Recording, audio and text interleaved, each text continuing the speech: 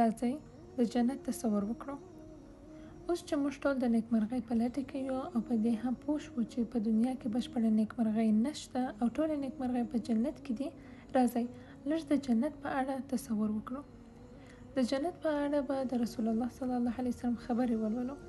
موږ به دا خبرې یوازې په ژبه نه وایو، بلکې په خپل عقل او خیال سره به یې ځان ته انځور یعنی تصور کوو. بیا به د دې تصور هم وکړو چې موږ به جنت ته ولاړ شو او که ځو په څومره وخت کې به هلته ورسیږو. دا ځکه چې موږ به ډېر لږ کلونه په دې دنیا کې ژوند وکړو، بیا به مرګ راته ودرېږي، تر هغه وروسته به راسره حساب کتاب کېږي او بیا به جنت ته ځو. په دغه ډول فکر کولو سره به تاسو ته د آرامۍ او هوساینې احساس پیدا شي او د همدې فکر په کولو سره به تاسو ته د اطاعتونو او عبادتونو کول اسانه شي او ګناه به درته سختې او ستونزمنې شي.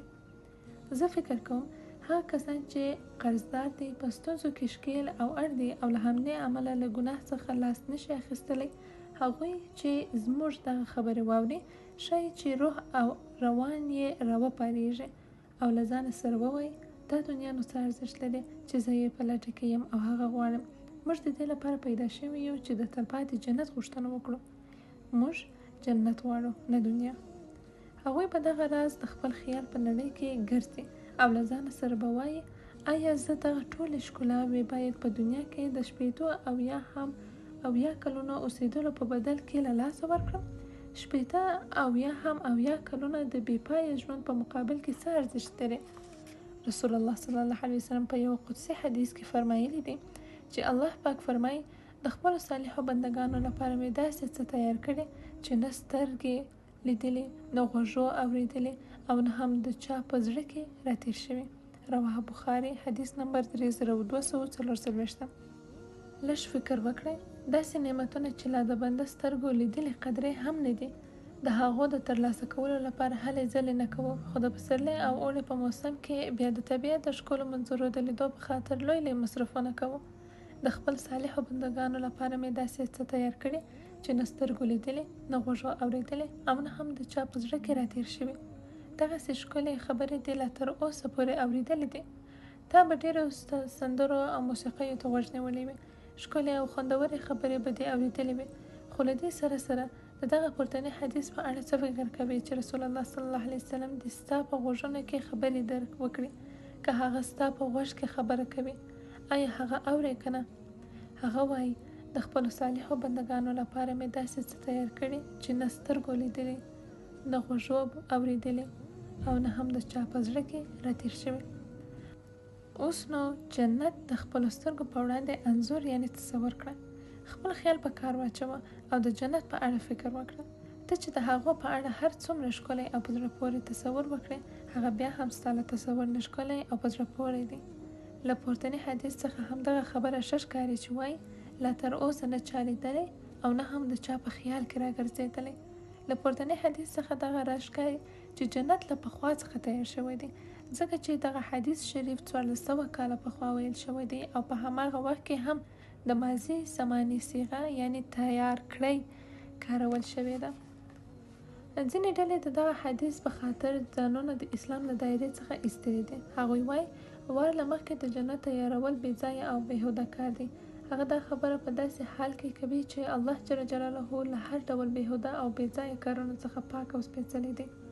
نو ور له مخکې د جنت تیارول داسې یوه خبره ده چې په عقل یې تصور نشي کېدلی، ځکه په پورتني حدیث کې هم دغه خبره یاده شوې چې جنت داسې دی چې لا د چا په عقل او خاطر کې هم نه دی ورګرځېدلی، چې لا یې د بشریت په عقلونو کې د تصور په اړه څرک نه لیدل کېږي. نو په عقل به څنګه د هغو د پیدایش په اړه تصور وکړو؟ له همدې امله دغه خلک د خپلې همدغه پوچې او بې اساسه عقیدې په وجه د اسلام له کړۍ څخه وتلي دي.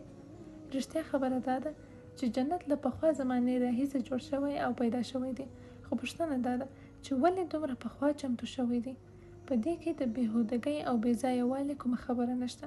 دا داسې مثال لري لکه ستا لیدو ته چې ستا یو ملګری را روان وي او ته ورته ور له مخکې د میلمه پالنې چمتووالی نیسې، او یا لکه یو مسافر چې کلونه یې په مسافرۍ کې تیر کړي وي او د بیرته راګرځېدو پر وخت یې له راتلو څخه 2-3 میاشتې مخکې د هغه لپاره تیاری نیسو. اوس د الله جل جلاله استقبال ته وګورئ. الله پاک وایي ما جنت تیار کړی دی. هغه داسې نه دی ویلی چې ما خپلو ملایکو ته دنده وسپارلې چې هغه تیار کړي. د رسول الله صلی الله علیه وسلم د دغو خبرو په اړه لږ فکر وکړئ چې وایي غږ کوونکی به غږ وکړي، پر جنتیانو به غږ وکړي. تاسو به تل روغ وئ، هیڅ کله به ناروغ نشئ، تل به ځوانان وئ او هیڅ کله به زاړه نشئ. په جنت کې به ټول خلک 33 کلن وي. بیا هم پوښتنه کېږي چې ولې به 33 کلن وي؟ ظاهرا همدغه تر ټولو ښکته سن دی او یا هم تر ټولو لوړ سن دی چې په هغو کې انسان د خپل چاپیریال موجودات او مفاهیم احساسولی شي. غږ کوونکی به غږ وکړي، یعنی پر جنتیانو به غږ وکړي چې تاسو به تل روغ وئ، هیڅ کله به ناروغ نشئ، تاسو به تل ژوندي وئ، هیڅ کله به ونه مرئ، تل به ځوانان وئ او هیڅ کله به زاړه نشئ، تل به په نعمتونو کې وئ، هیڅ کله به تنګ لاسی او غریب نشئ. وګورئ هلته له ور داخلېدو سره سم 4 څیزونه سړي ته په اختیار کې ورکول کېږي چې په دنیا کې موږ ترې ویره لرو. ټولې هغه ستونزې چې په دنیا کې ستاسو لپاره ستوماني او سرګرداني جوړوي جنت ته په مازې ننوتلو سره حل کېږي. هغه 4 څیزونه چې سړي ته په اختیار کې ورکول کېږي هغه په لاندې توګه دي. اول، داسې روغتیا چې له هغې وروسته به ناروغۍ نه وي. دوهم، داسې ژوند چې مرګ به ونه لري. دریم، داسې ځواني چې زړښت به ونه لري او د تل لپاره به سړی ځوان وي. څلورم، داسې نعمتونه چې خلاصون به ونه لري او تل به په نازونو او نعمتونو کې اوسیږي. موسی علیه السلام له خپل رب څخه پوښتنه وکړه، ای زما ربه، په جنت کې ماته تر ټولو ټیټه درجه وښایه. الله جل جلاله وفرمایل، ای موسی، دا به د هغه وروستني سړي ځای وي چې له دوزخ څخه به په څلوریو یعنی لاسونو او پښو راووځي او هغه ته به وګوري او وبه وایي له خدای نه مننه چې زه یې له تا څخه خلاص کړم. بیا به الله جل جلاله هغه ته ووایي جنت ته ولاړ شه. هغه به جنت ته ورشي، خو د هغه په لیدو به داسې فکر وکړي چې هغه ډک شوی دی. بیا به راوګرځي او وبه وایي ای ربه، جنت ډک شوی دی. الله جل جلاله به ورته ووایي آیا ته په دې راضي نشې چې زه د دنیا د یو ستر پادشاه په څیر پادشاهي درکړم؟ هغه سړی به وایي ای زما ربه، ته به ما ولنډې وهې په داسې حال کې چې ته د نړۍ د ټولو مخلوقاتو رب یې؟ الله جل جلاله به هغه ته ووایي د دنیا د یو ستر پادشاه د پادشاهۍ په څیر، بلکې د هغه 2، 3، 4 چنده. بنده به په 5م ځل ووایي ای زما ربه، زه پرې خوښ او راضي یم. الله تعالی به وفرمایي د نړۍ د ستر پادشاه د پادشاهۍ 10 چنده دې ستا وي او په هغو کې چې هر څه ستا زړه وغواړي او سترګې دې پرې لګي هغه به ستا وي او هغه به ستا لپاره همیشنی وي. موسی علیه السلام وویل ای زما ربه، نو تر ټولو لوړ ځای او مقام د چا دی؟ الله جل جلاله وفرمایل ای موسی، دا به هغه کسان وي چې ما په خپله په هغوی کې کرامت او لویي کېښوده. رواه مسلم، حدیث نمبر 109. تاسو په دې جمله ما په خپله په هغوی کې کرامت او لویي کېښوده پوهېږئ چې څه معنا لري؟ یعنی چې ستاسو نیکمرغۍ او لویوالی د الله جل جلاله په لاس کې ده. رسول الله صلی الله علیه وسلم د جنتیانو په اړه وایي تسبیح او ستاینه به د هغوی په خټه کې اخښل شوي وي لکه څنګه چې ساه اخیستل د هغوی په خټه کې ایښودل شوې ده. رواه مسلم 2815. د هغوی ساه اخیستل به هم تسبیح وي، هماغه ساه چې موږ یې هم اخلو. خو ولې؟ آیا جنتیان له عبادت څخه معاف نه دي؟ بلې، معاف دي. هغوی د عبادت په هیڅ ډول هم نه دي ګمارل شوي. نو بیا به ولې تسبیح وایي؟ دغه تسبیح ځکه وایي چې دا د عبادت تسبیح نه ده، بلکې د خوښۍ او خوشحالۍ تسبیح ده. دا د الله جل جلاله سره د یو ځای کېدو تسبیح ده. داسې لکه یو ښکلی او جالبه منظره چې ووینو نو بیا له ځانه سره وایو سبحان الله. تاسې به په جنت کې د ګرځېدو پر مهال داسې شیان ووینئ چې په ژوند کې مو د هغو تصور هم نه وي کړی. نو کله چې روانېږئ نو به له ځانه سره وایئ لا اله الا الله، سبحان الله، الله الله اکبر. تاسې له خپله ځان سره تصور وکړئ د هغوی ساه اخیستل به هم تسبیح وي، هغه ساه لکه موږ یې چې اخلو. چا وویل ای د الله رسوله، موږ ته د جنت د ماڼیو یعنی قصرونو په اړه یو څه ووایه. هغه صلی الله علیه وسلم ورته وفرمایل چې خښتې به یې د سپینو او سرو زرو وي او مساله به یې د ډیر خوشبویه مشکې وي، یعنی هغه څه چې د جنت خښتې به یو پر بل ټینګوي هغه ډیر په زړه پورې او خوشبویه مشک دی، او مشک په عطرو کې تر ټولو پاک او ښکلی ډول دی. شاید په ژوند کې یې دې تصور کړی وي. د جنت مشک به په جنت کې جوړیږي، او هغه له هغو عطرو سره چې د دنیا په هیوادونو کې جوړیږي له سره د پرتلې وړ نه دی، ځکه چې هغه په جنت کې جوړ شوی دی. د جنت دغه خټه د ځایونو د جوړولو خاصه خټه چې ده بله مشکو څخه جوړه شوې وي. اوس تاسې خپله فکر وکړئ چې که ستاسو کور د مشکو له خټې څخه جوړ شوی وي، ستاسو په کور کې به څنګه بوی لګي؟ خاوره به یې ډېر خوشبویه مشک وي او شګې به یې یاقوت او مروارید وي. په یو بل حدیث شریف کې رسول الله صلی الله علیه وسلم د جنت په اړه فرمایي: کله مو چې له خدای نه څه غواړئ نو له هغه څخه فردوس جنت وغواړئ چې د جنت په منځ کې او تر ټولو لوړ ځای کې موقعیت لري، او د الرحمن عرش یې پر سر موقعیت لري. چې د کور پر سر دې د الرحمن عرش وي، نو له دې زیات څه غواړئ؟ آیا بیا هم دنیا غواړئ؟ آیا لا هم دنیا ستاسو سترګې ډکې کړي او له هغې پرته بل څه نه وینئ؟ آیا نشئ کولی چې توبه وکړئ؟ نشئ کولی چې د حرامو د لیدو پر وخت خپلې سترګې کښته واچئ، حجاب واغوندئ او جومات ته ولاړ شئ؟ په جنت کې یوه داسې لویه ونه ده، که یې تر سیورو لاندې 100 کاله هم مزل وکړئ هغه به خلاصه نشي. نو له دې نه د جنت لویوالی وسنجوئ. که فرض کړه تاسو د جنت پر شاوخوا د راګرځېدو پرېکړه وکړئ، نو دا به څومره زره کاله وغواړي. د جنت دغه طبیعي لویوالی وګورئ. که د یوې ونې تر سیوري لاندې په 4 تیزو پښو 100 کاله مزل کېدلی شي، نو د جنت پر شاوخوا راګرځېدل به 2 میلیون کاله وغواړي. ای هغو خلکو چې د بریا او نیکمرغۍ په لټه کې یاست، په دنیا کې نیکمرغي نشته، په دنیا کې له سره بشپړه نیکمرغي نشته. هوښیار شئ او په دې اړه ژور فکر وکړئ او خپله لاره او هدف معلوم کړئ. رسول الله صلی الله علیه وسلم فرمایي: په جنت کې د ټولو ونو تنې د طلا دي. د جنت د رڼاو او رنګونو په اړه فکر وکړئ. په جنت کې شپه او ورځ، لمر او سپوږمۍ نشته، بلکې د الله جل جلاله په مستقیم نور باندې روښانه دي.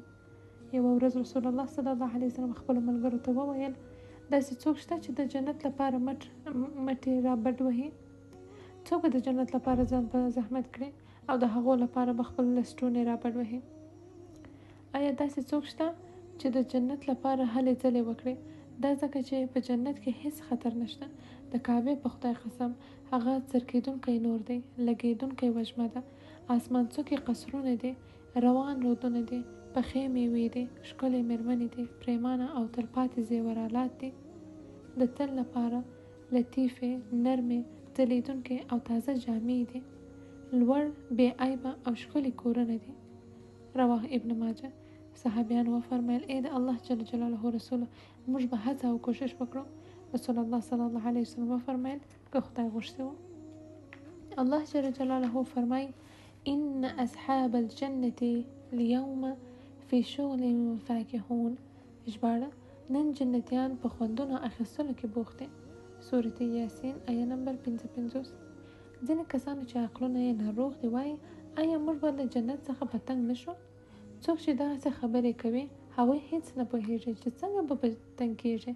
د دې خبرې ځواب د الله پاک دغه قول دی چې فرمایي: جنتیان به په خپلو ورځو کې ډېر بوخت او خوشحال وي. یعنی هغوی به د نعمتونو په بېلابېلو ډولونو بوخت وي.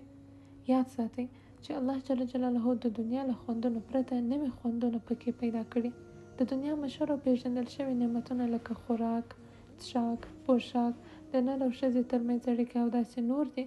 خو په جنت کې به نور نعمتونه او خوندونه چې هغه موږ ته معلوم نه دي، هغه به هم پکې پیدا کړي چې د هغو څرګندوالی موږ ته معلوم نه دی.